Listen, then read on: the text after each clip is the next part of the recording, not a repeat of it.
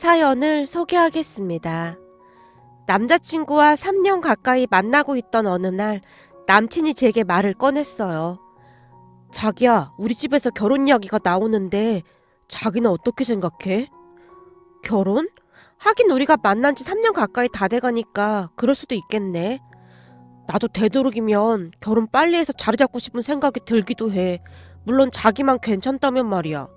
남친이 심각한 표정으로 말을 하고 있었는데 아무래도 남친 본가에서 결혼을 서두르고 있다는 생각이 들었어요. 사귄 기간이 짧았던 것도 아니었고 저도 결혼에 대해 긍정적으로 생각을 하고 있었고요. 항상 어울려 다니던 친구 셋이 다들 결혼을 했었기에 더욱 그런 생각이 들었던 것 같습니다. 그렇게 우리는 본격적으로 결혼 이야기를 하기 시작했고 우선 양가 부모님께 인사를 드리기로 했어요. 우리 집은 서울이었고 남친의 본가는 지방에 있는 시골 마을이라고 했습니다. 그런 부분은 이미 오래전에 들어서 알고 있었기에 큰 문제가 될 것도 없었고요. 얼마 뒤 남친이 우리 집에 인사를 하러 왔고 부모님은 남친이 번듯해 보인다며 마음에 들어 하셨어요. 그리고 그 다음 주에 남친 본가로 내려갔는데요. 남친 본가가 있는 곳은 제가 생각했던 그런 시골 마을은 아니었고 집도 예쁜 2층 집이었는데 간혹 TV에서 보던 그런 집처럼 아기자기하고 예쁜 그런 집이었어요. 집을 보며 제가 많이 놀란 채 말했어요. 집이 엄청 예쁘다. 나 이런 집 처음 봤어. 사실 집이 좀 오래됐다고. 부모님이 새로 지은 거야. 우리 누나 결혼하기 전에 막 서둘러서 짓더라고. 혹시나 매형이 와서 불편하기라도 하면 안 된다고 말이야. 아, 근데 진짜 예쁘다. 얼른 들어가자. 안에는 더 예쁘거든. 제가 남친의 손에 이끌려 집 안으로 들어갔는데요. 남친 부모님이 우리를 보자마자 반갑게 맞아주셨어요. 반가워요. 오느라 힘들었죠? 얼른 들어와요. 안녕하세요. 라며 제가 인사를 했는데 남친 어머니가 제 손을 덥석 잡았어요. 우리 아들한테 듣던 것보다 훨씬 이쁘네. 아, 네, 감사합니다. 배고프죠? 배고플까봐 내가 미리 음식을 좀 만들어놨는데 잠깐만 기다려요. 그리고는 남친 가족들이 급히 음식 준비를 하고 있었어요. 물론 남친 누나 부부도 와서 거들고 있었고요. 그렇게 잠시 후 다 같이 앉아서 식사를 했는데요. 음식이 입에 맞으려나 모르겠네요. 내가 들어보니 각 지역마다 음식 특색이 다 다르다고 하더라고요. 어머님, 말씀 놓으세요. 그리고 음식 정말 맛있습니다. 그래요? 다행이네. 그럼 먹고 더 먹어요. 라며 남친 어머니가 저를 빤히 바라봤는데요. 엄마, 밥 먹다 체하겠어. 뭘 그렇게 바라봐. 그리고 밥 많이 먹어라 그런 말 하는 거 아니야. 옛날도 아니고 요즘 누가 밥 굶고 다니겠어. 그니까 부담 주지 마. 남친 누나가 남친 어머니에게 쌀쌀맞은 표정으로 말했어요. 알았어. 난 그냥 너무 예뻐서 딸 같아서 그렇지. 결혼하고 나면 우리 딸이랑 엄마처럼 그렇게 잘 지냈으면 좋겠네. 엄마, 내가 그런 말 절대 하지 말라고 했지. 세상에 딸 같은 며느리가 어딨어. 며느리는 그냥 며느리일 뿐이야. 알겠어? 아니, 그게 뭐가 잘못됐다는 거니? 난 며느리를 딸같이 그렇게 대할 생각이다. 그니까 넌 더 이상 아무 말도 하지 마. 저건 내가 무슨 말만 하면 꼬투리를 잡고 늘어지고 있어. 내가 주변에 보니까 딸 같은 며느리라고 말하는 사람 치고 며느리한테 잘하는 사람을 못 봤어. 그니까 엄마는 절대 그런 사람이 되질 않길 바랄 뿐이야. 남친 누나는 성격이 털털해 보였는데요. 아닌 것에 대해서는 그냥 거침없이 말하는 그런 성격인 듯 해 보였어요. 하지만 남친 누나의 말에도 불구하고 남친 어머니는 딸 같은 며느리라는 말을 한 100번은 넘게 했던 것 같습니다. 남친 어머니의 말에 약간은 거부 반응이 생기기도 했는데요. 남친 누나 말대로 딸 같은 며느리란 말은 그다지 좋은 의미가 아니라는 것을 저도 익히 알고 있었거든요. 그런 분위기 속에서 첫 인사는 나름 잘 끝났고 남친과 저는 다시 서울로 올라왔습니다. 그리고 다음날 친구들이 만나자고 연락이 왔기에 퇴근을 하고 친구들을 만나러 갔습니다. 조금 전에 설명드렸듯이 친구들이 다들 결혼을 했었기에 이런저런 조언을 들을 수도 있을 것 같았거든요. 만나자마자 친구 수빈이가 제게 물었어요. 가족들 분위기는 어땠어? 그냥 나쁘진 않았어. 근데 남친 누님 말이야. 성격이 엄청 괄괄하던데 그냥 할 말을 앞에서 다 하는 그런 성격이더라고. 진짜? 그럼 좀 곤란한데? 그런 사람들 특징이 올케한테도 막 그럴 수 있거든. 근데 본인이 상처 주는지도 잘 모르고 그런단 말이지. 그리고 예비 시어머니는 어땠어? 예비 시어머니도 나쁘진 않았어. 근데 말이야, 좀 이상한 게 있는데 예비 시어머니가 그 딸 같은 며느리란 말을 계속 하시는 거 있지. 근데 니들이 그랬잖아. 그런 사람들 그거 다 두 얼굴이라고. 제가 걱정스레 친구들 얼굴을 번갈아가며 바라봤고 친구 은주가 기가 막히다는 표정으로 입을 뗐어요. 딸 같은 소리 하고 있네. 야, 그거 완전 다 뻥이야. 난 그런 사람 치고 제대로 된 시모를 본 적이 없다. 어때야 되고 딸 같은 며느리래? 우리 시어머니가 말이야. 그 말을 달고 살잖아. 근데 당신 딸한테는 설거지 한 번을 안 시키면서 딸 같은 며느리인 나한테는 이것저것 그냥 다 부려먹잖아. 그리고는 맨날 네가 딸 같아서 그렇잖니 이런다니까. 아, 다시 생각하니 또 열받네. 야, 딸 같은 며느리란 소리는 그냥 괴나 줘버리라 그래. 은주의 말에 수빈이도 목소리를 높였는데요. 맞아, 나도 은주 말에 동의해. 세상에는 딸 같은 며느리는 없어. 야, 너 벌써부터 조짐이 좀 안 좋다. 결혼 다시 생각해봐야 하는 거 아니야? 아니 근데 다들 좋아 보이긴 하던데. 거기다 음식도 엄청 맛있는 거 있지. 제가 대수롭지 않다는 듯이 말을 하고 있었는데요. 은주가 다시 흥분한 채 목소리를 한껏 높였습니다. 그럼 처음부터 막 갈구는 시어머니가 어딨어. 처음에는 다들 그렇게 나긋나긋 하다가 어느 순간 뺑덕어머니 되는 거라니까. 난 결혼하고 한 달도 안 됐는데 시어머니의 갈굼이 시작되더라. 그래서 한동안 남편이랑 얼마나 싸웠는지 몰라. 물론 지금은 거의 연락도 안 하고 있지만 말이야. 진짜? 니들이 자꾸 그런 말 하니까 무섭잖아. 근데 난 남자친구가 너무 좋은데. 제가 걱정스레 친구들을 둘러보고 있었는데요. 그동안 아무 말도 없이 듣고만 있던 지희가 조용히 입을 열었어요. 니들 너무 겁주지 마. 사람은 겪어봐야 알 수 있는 거 아니겠어? 정말 좋은 사람일 수도 있는 거고 말이야.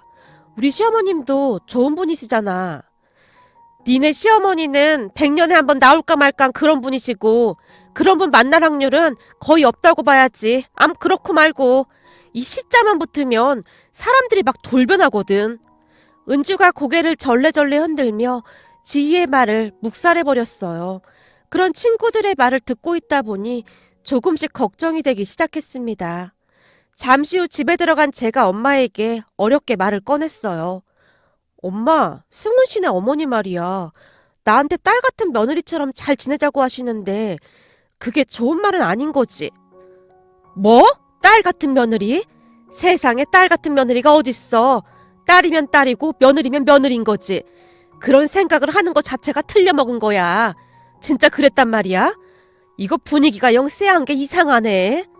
엄마조차도 심각한 표정으로 긴 한숨을 내쉬고 있었어요. 하지만 이미 결혼하기로 마음을 먹었던지라 우리는 예정대로 결혼 준비를 해나갔습니다. 얼마 뒤 상견례를 하게 되었고 양가 부모님이 이런저런 대화를 하고 있었는데요. 남친 어머니가 저를 지그시 바라보며 조용히 말을 했어요. 저는 앞으로 우리 며느리를 딸처럼 그렇게 대해줄 생각입니다. 세상에 딸 같은 며느리가 어디 있을까요? 딸이면 딸이고 며느리면 그냥 며느리 아닐까요? 아니죠. 그건 사람 마음먹기에 따라 다른 게 아닌가 싶습니다. 저는 우리 며느리를 꼭 딸같이 그리 대해줄 생각입니다. 남친 어머니의 표정은 그 어느 때보다 단호해 보이기까지 했습니다. 그 바람에 분위기가 좀 가라앉게 되었고 남친이 남친 어머니를 말리는 듯 했습니다. 그도 그럴 수밖에 없었던 것이 우리 엄마의 표정이 점점 어두워져 가고 있었거든요. 그렇게 어찌어찌 상견례를 끝내고 집으로 돌아왔는데요. 엄마가 노발대발한 채 제게 물었어요. 너 이 결혼 꼭 해야겠니? 내가 보니 시어머니 자리가 아주 보통이 아니야. 결혼 전부터 저러는데 결혼하고 나서는 얼마나 더 심하겠어. 거기다 원래가 시골 사는 양반들이 고집도 더 세고 말도 안 통한다고 하더라고. 너 그냥 이쯤에서 결혼 접는 건 어떻겠냐? 뭐? 결혼을 접으라니 그게 무슨 말이야. 엄마 그런 이유로 결혼을 접는다는 게 말이나 되는 소리야? 이거사 하나를 보면 열을 한다고 했어. 네 시어머니 짤이가 말끝마다 딸 같은 며느리라고 하는 것 자체가 난 마음에 안 들어. 그건 그냥 딸처럼 편하게 막 부려먹겠다 그런 의미다 그 말이야. 그렇게 나쁜 분 같아 보이진 않았는데. 아니긴 뭐가 아니야. 나쁜 사람이 나 나쁜 사람이요 라고 이마에 써놓고 다니냐? 그냥 한눈에 봐도 딱 보이는구만. 사람 보는 눈이 저렇게 없어서야 원. 엄마가 한심하다는 듯이 저를 나무라고 있었는데요. 여보, 확실하지도 않은데 그런 말 하는 건 좀 아닌 것 같구려. 좀 더 지켜보자고. 내가 보기엔 예비사돈 두 분 다 점잖아 보이던데. 당신도 그래. 지금 우리가 무슨 물건을 사고 파는 것도 아니고 딸 혼사 문제인데 내가 지금 예민하지 않게 생겼어. 난 우리 딸이 결혼해서 가정부 취급받고 살면 절대 가만히 있지 않을 거야. 엄마는 딸 같은 며느리라는 말에 이미 분노하고 있는 듯 해 보였어요. 그러면서 알게 된 사실인데요. 이 딸 같은 며느리라는 말이 얼마나 무서운 말인지 다시 한번 실감하게 되었답니다. 그 뒤에도 엄마는 한동안 결혼을 다시 생각해보라고 했지만 이미 콩깍지가 씌어있던 제게 그 말이 들릴 리가 없었어요. 어느 날은 고모까지 와서 엄마 속을 뒤집어 놨는데요. 옳게 진짜 결혼시킬 거야. 딸 같은 며느리라고 했다면서. 그런 생각을 한다는 자체가 아주 문제가 많은 집안이네. 우리 딸 시댁은 아예 서로 연락조차도 안 하고 산다잖아. 그게 편한 거지. 대체 딸 같은 며느리라고 하면서 얼마나 부려먹으려고 그러는 거야. 내가 보니 앞으로 옳게도 고생 좀 하겠네. 윤채가 똑똑한 줄 알았더니 헛똑똑이였구나. 알고 보니 공부만 잘했던 거였어. 우리 딸이 윤채보다 공부 못해서 그렇게 뭐라고 했었는데 역시 세상은 공부가 다가 아니었어. 저런 집구석으로 굳이 시집간다고 하는 것 봐봐. 앞으로 옳게 앞날이 깜깜하네. 하루하루 불안해서 어떻게 살아 그래? 고모가 한껏 비웃고 있었는데요. 고모에게는 자식이 3명이나 있었지만 이상하리만큼 셋 다 공부를 못했거든요. 그래서 우리 엄마에게 피해의식 같은 것이 있었던 고모에게는 더욱 신나는 일이 아니었을까 싶습니다. 고모는 제가 잘못되기만을 바라고 또 바랐을 테니까요. 암튼 많은 우여곡절 끝에 우리는 결혼을 했습니다. 결혼식 당일날도 시어머님이 제게 우리 딸 너무 예쁘다 라는 말을 했었는데요. 엄마의 얼굴이 울그락불그락 해져 있었어요. 물론 옆에 있던 고모는 마치 승리자라도 된 듯한 그런 표정으로 의기양양해 있었고요. 그렇게 며칠 뒤 신혼여행을 갔다가 시댁으로 향했습니다. 하지만 그동안 그놈의 딸 같은 며느리라는 말에 어찌나 스트레스를 받았던지 긴장을 하고 있을 수밖에 없었어요. 잠시 후 시댁에 도착해서 들어갔는데 눈앞에 펼쳐진 광경을 보고 깜짝 놀라고 말았습니다. 거실 밥상 위에 진수성찬이 차려져 있었거든요. 음식을 보자마자 뱃속에서 꼬르륵 소리가 날 정도였으니까요. 우선 시어머님이 활짝 웃으며 저를 반겨주셨어요. 우리 딸 왔니? 피곤하지? 얼른 앉아라. 내가 오늘 랍스터인가 뭔가도 준비했는데 맛이 있을런지 모르겠다. 이 랍스터가 말이다. 아주 기가 막히게 맛있더구나.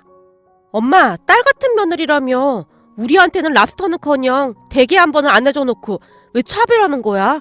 이거 기분이 좀 나쁘려고 하네. 그때는 엄마가 랍스터가 뭔지를 잘 몰랐을 때고, 근데 얼마 전에 누가 사줘서 먹어봤는데 맛이 아주 기가 막히더구나. 얼른 앉아. 시어머님이 랍스터를 일일이 손질해서는 시누이와 제 접시에 담아줬어요. 어머님도 좀 드세요. 아니야, 난 우리 딸들이 먹는 것만 봐도 그냥 배가 부르지 뭐니. 얼른 먹어. 네 시누이 먹는 거 봐봐라. 저러다 네 시누이가 다 먹어치우겠다.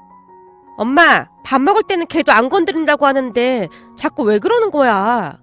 시누이가 불만스럽다는 듯이 시어머님을 바라봤지만 시어머님의 얼굴은 그저 싱글벙글이었어요. 식사를 끝낸 뒤 뒷정리를 하기 위해 제가 자리에서 일어났는데요. 시어머님이 손가락으로 시누이를 가리키며 말했어요. 저기 좀 봐라. 우리 집 첫째 딸은 밥 먹고 항상 저러고 있거든. 너도 이제부터 우리 집 딸이니까 네 시누이 옆에 가서 앉아있으면 된다. 이 설거지는 말이야. 힘센 우리 아들이 엄청 잘하거든. 그래도 제가 설거지는 해야 할 것 같은데요. 내가 말했잖니. 네 시누이도 저러고 있다고. 그 순간 남편이 끼어들었는데요. 맞아, 설거지는 내가 할 테니까 자기는 가서 쉬어. 우리 집은 원래가 힘든 건 남자가 다 하고 있거든. 옳게, 이리 와서 좀 쉬어. 내 동생이 설거지 하나는 아주 기가 막히게 하거든. 신우이가 저를 불렀고 제가 엉거주춤한 자세로 신우이 옆에 앉았습니다. 암튼 그날 시댁에서 지내봤는데 걱정했던 일은 전혀 일어나지 않았습니다. 그렇게 다음날 서울로 올라왔는데요. 친구 은주에게 전화가 걸려왔습니다. 시댁에선 어땠어? 니네 시어머니 완전 달라졌지? 아니, 난 내려가서 내내 잘 쉬다만 왔는걸? 아무래도 우리 시어머님은 그런 분이 아니신 것 같아. 내내 맛있는 음식만 주시고 그러던데? 야, 그거 속임수야, 속임수. 그러다가 어느 순간 돌변한다니까. 이제 보니 니네 시어머니 완전 고단수다, 얘. 그렇게 안심시켜놓고 제대로 뒷정도 칠 건가 보네. 그럴 것 같아 보이진 않던데. 제가 고개를 갸우뚱거리며 말을 하고 있었지만 은주는 믿을 수 없다는 듯한 그런 목소리였어요. 물론 우리 엄마도 계속해서 색안경을 끼고 시어머님을 바라봤고요. 이번에 내려가서 진짜 아무것도 안 하고 왔다 그 말이야? 그렇다니까. 신우이랑 내내 먹고 놀다만 왔어. 진짜 딸 같은 며느리가 맞던데 나한테 하나도 안 시켜. 아마도 처음이라 그런가 보네. 세상에 딸 같은 며느리가 어딨어. 말이 되는 소리를 해야지. 엄마 또한 절대 믿지 않는 듯한 그런 모습이었거든요. 하지만 저는 시어머님이 그다지 불편하지 않았는데요. 제 눈에는 시어머님이 좋으신 분 같아 보였거든요. 그러던 어느 날 퇴근하고 집에 들어가려고 했더니 문 앞에 아이스박스가 놓여 있었어요. 보낸 사람이 누군지 확인을 해봤더니 시어머님이었습니다. 아이스박스를 집 안으로 들여놓은 뒤 확인을 해봤더니 김장김치랑 반찬이 들어있었어요. 배가 많이 고프던 차에 김치 한 조각을 뜯어서 입에 넣어봤는데요. 김치 맛이 아주 환상적이었어요. 평소 시어머님 음식 솜씨가 좋다는 것은 잘 알고 있었지만 저는 그동안 그렇게 맛있는 김치는 처음 먹어본 것 같았습니다. 그렇게 시어머님께 전화를 드렸어요.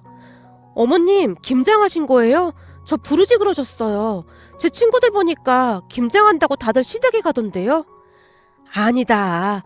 딸은 원래가 엄마가 하는 거 받아먹는 거다. 네 시누이도 그러고 있잖니. 혹시 몰라서 내가 조금만 보내봤는데 먹어보고 맛이 괜찮으면 말해. 더 보내줄 테니까. 그럼 어머님 혼자 김장하신 거예요? 힘드셨을 텐데. 아니, 네 시아버지랑 둘이서 했지. 자식들 먹일 생각에 힘든 줄도 몰랐어.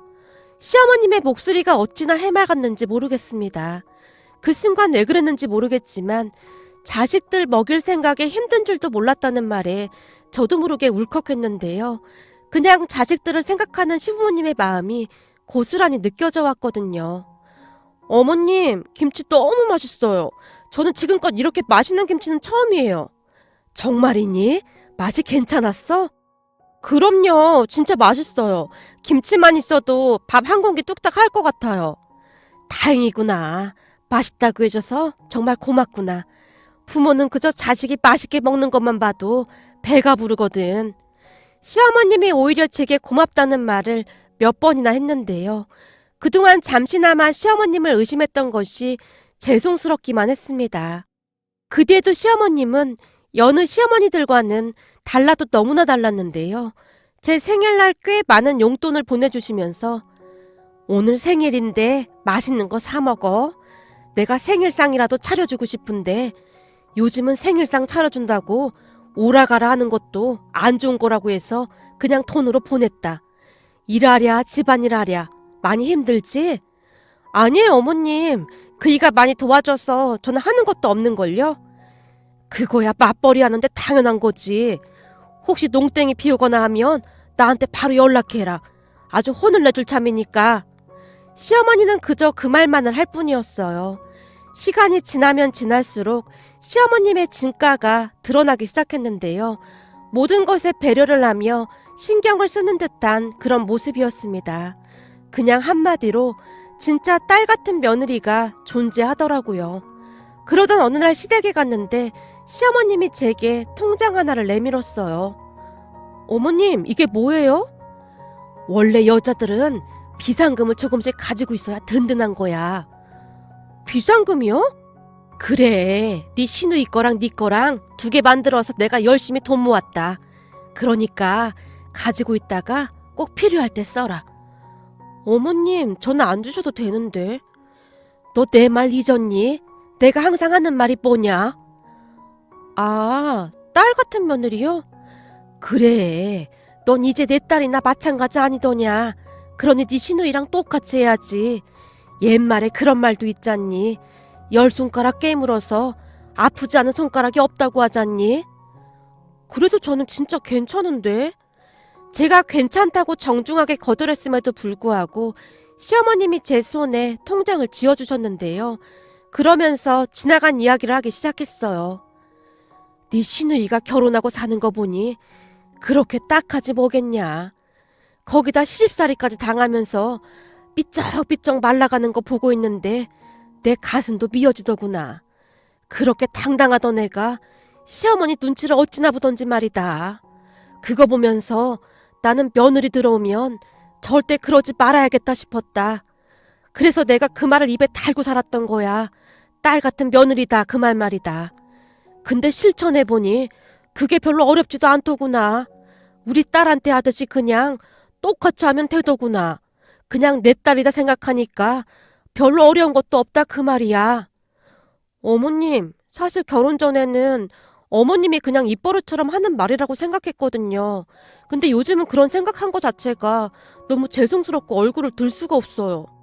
괜찮아. 그것도 충분히 이해한다. 네 입장에서는 그럴 수도 있었겠지. 난 앞으로도 네 시누이랑 너랑 모든 걸 다 똑같이 할 참이야. 네 시누이도 꼭 그러라고 몇 번이나 당부를 했는지 모르고 말이야. 우리가 큰 부자나 아니어도 자식들은 참 잘 키운 것 같아서 뿌듯하구나. 어머님, 저도 전생에서 나라를 구한 것 같아요. 어머님 같은 분을 시어머님으로 만날 확률이 얼마나 되겠어요? 저 지금 여기 심장이 마구마구 뛰면서 눈물이 날 것 같아요. 이래서 딸이 좋은 거다. 아들은 키워봤자 그런 말 한마디를 안 해. 네 말 들으니 나도 절로 기분이 좋아지는구나. 그리고 그 비상금 통장은 네 남편 모르게 따로 잘 가지고 있다가 너 필요한 거 사서 써. 알겠니?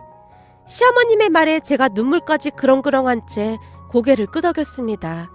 그 뒤 저는 사람들에게 시어머님의 이야기를 끝도 없이 하곤 하는데요. 제 이야기를 듣던 사람들 모두가 믿을 수가 없다는 그런 표정입니다. 특히나 제 친구들은 입을 딱 벌린 채 다물지 못했는데요. 제가 시어머님에게 비상금 통장을 받았다고 하자 친구 은주가 마시던 물을 뿜기도 했답니다. 뭐야? 그게 진짜야? 와, 그럼 그 전설이 진짜 존재했던 거구나? 전설이라니 무슨 전설인데? 아주 오래전부터 내려오는 전설이 하나 있는데 말이야. 이게 전생에 덕을 쌓고 또 쌓고 그렇게 살다 보면 간혹가다 니네 시어머님 같은 분을 만나기도 한다고 하더라고. 근데 이게 그냥 덕을 쌓는 걸로는 어림도 없고 진짜 어마어마한 덕을 쌓아야 가능하다고 했거든. 그럼 네가 그 말로만 듣던 전설 속의 주인공이었다는 거네? 뭐? 그런 전설이 있었어? 난 처음 듣는데? 암튼 그런 전설이 있긴 해. 넌 진짜 전생에 나라를 구했나 보다. 난 네가 진짜 부럽다. 세상에 그런 시어머니가 어디 있나 했더니 이렇게 가까이 있었네. 너 니네 시어머님한테 진짜 잘해라. 그런 분 세상에 많지 않거든. 라며 부러움 가득한 눈으로 저를 바라봤어요. 친구들뿐만 아니라 엄마도 생각이 완전히 바뀌었는데요. 내가 이놈의 주둥아리를 그냥 꿰매버리던지 해야지. 그렇게 착하지 착한 안사돈한테 대체 뭐라고 나불댔는지 모르겠구나. 라며 엄마가 손바닥으로 입술을 툭툭 치다가는 노트에 뭔가를 열심히 적고 있었어요. 엄마, 근데 갑자기 뭘 적고 있는 거야? 안사돈이 어떻게 하는지 다 적어놓고 공부하는 중이야. 공부? 그걸 뭘 또 공부까지 해? 아니지, 아니야. 너한테 안사돈 얘기 들을 때마다 내가 아주 감탄을 하고 있잖니. 나도 나중에 며느리 들어오면 안사돈처럼 현명하고 바른 시어머니가 될 참이거든. 배울 게 한두 가지가 아니야. 어쩜 그렇게 고상하고 현명하신지 나도 반했잖니.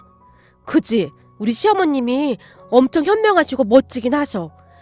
내가 네 고모 말만 듣고 안사돈 의심한 게 어찌나 미안하던지 죄송해서 얼굴을 못 들겠다니까.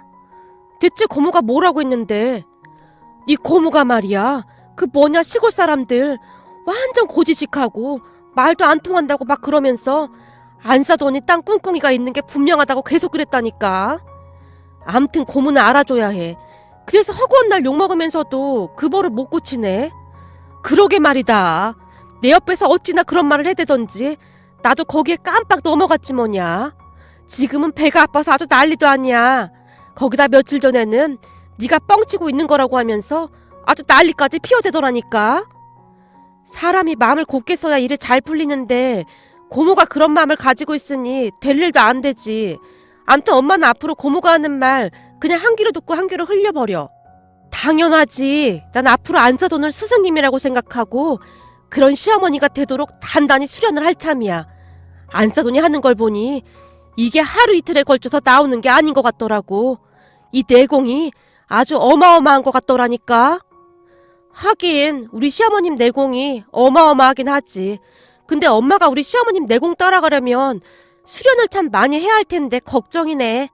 제가 장난스레 엄마를 놀렸지만 엄마는 그저 심각하게 노트에 적힌 것들을 확인할 뿐이었어요. 그 뒤 고모가 엄마에게 우리 시어머님이 변하지 않았냐고 몇 번이나 물어봤다고 하는데요. 옳게 윤지 시어머니 돌변했지? 이제 그 민낯을 드러낼 때가 됐는데 말이야. 변하긴요. 오히려 하루하루 더 잘해주고 있다니까요. 제가 배울 게 얼마나 많은데요. 아니야. 사람이 절대 그럴 리가 없어. 분명히 무슨 꿍꿍이가 있을 거야. 엄마가 고모에게 목소리까지 높인 채 말을 했지만 고모는 여전히 믿지 않고 있다고 하네요.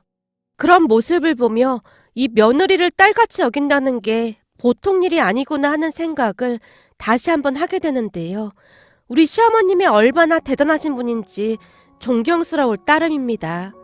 저도 우리 시어머님이 잘해주시는 만큼 더욱 딸 같은 며느리가 되도록 노력하고 또 노력하겠습니다. 오늘의 사연은 여기까지였습니다. 즐겁게 보셨다면 구독, 좋아요 부탁드립니다. 고맙습니다.